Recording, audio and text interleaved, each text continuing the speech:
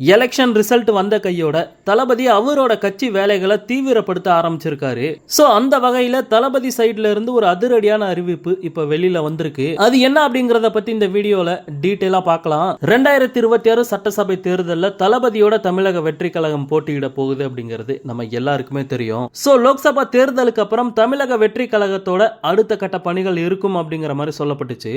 இந்த நிலைமையில லோக்சபா தேர்தல் முடிஞ்சு தேர்தல் முடிவுகளும் வெளியில வந்துருச்சு. இன்னொரு பக்கம் ஜூன் 22ஆம் தேதி தளபதியோட பிறந்த நாளும் கொண்டாடப்படுது.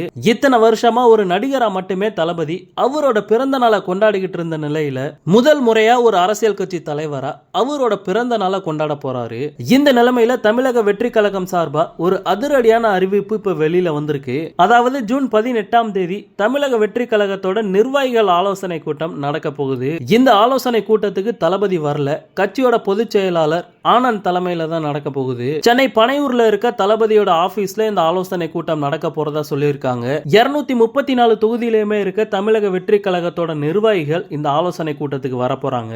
இந்த ஆலோசனை கூட்டத்தில் தளபதியோட பிறந்த நாளை முன்னிட்டு மக்களுக்கு எந்த மாதிரியான நலத்திட்ட உதவிகளை செய்யணும் அப்படிங்கறத பேச போறாங்களாம். அது மட்டும் இல்லாம தளபதியோட கட்சியில இருக்க நிர்வாகிகளுக்கு இன்னும் பொறுப்புகள் வழங்கப்படாம இருக்கு. சோ அத பத்தியும் ஆலோசனை செய்ய போறதா சொல்லியிருக்காங்க. இன்னொரு முக்கியமான விஷயம் என்ன அப்படின்னு பார்த்தோம்னா 10th 12th அதிகமா மார்க் எடுத்த ஸ்டூடெண்ட்ஸ் தளபதி இந்த மாசம் தான் மீட் பண்ண போறாரு அப்படிங்கிற மாதிரி சொல்லியிருந்தாங்க. சோ அந்த ஃபங்க்ஷனை பத்தியும் சில முக்கியமான முடிவுகளை இந்த ஆலோசனை கூட்டத்தில் எடுக்க போறாங்களாம். லோக்சபா தேர்தல் முடிவுகள் வெளியில வந்த உடனே தளபதி மின்னல் வேகத்துல கட்சி வேலைகளை தொடங்கி இருக்காரு. அடுத்தடுத்து என்னென்ன பண்ண போறாரு அப்படிங்கறத வெயிட் பண்ணி பார்க்கலாம். ஓகே நண்பா, இந்த மாதிரி தளபதியோட எல்லா அப்டேட்டுமே மிஸ் பண்ணாம பார்க்க நம்ம சேனலை சப்ஸ்கிரைப் பண்ணி சப்போர்ட் பண்ணுங்க. தேங்க்யூ.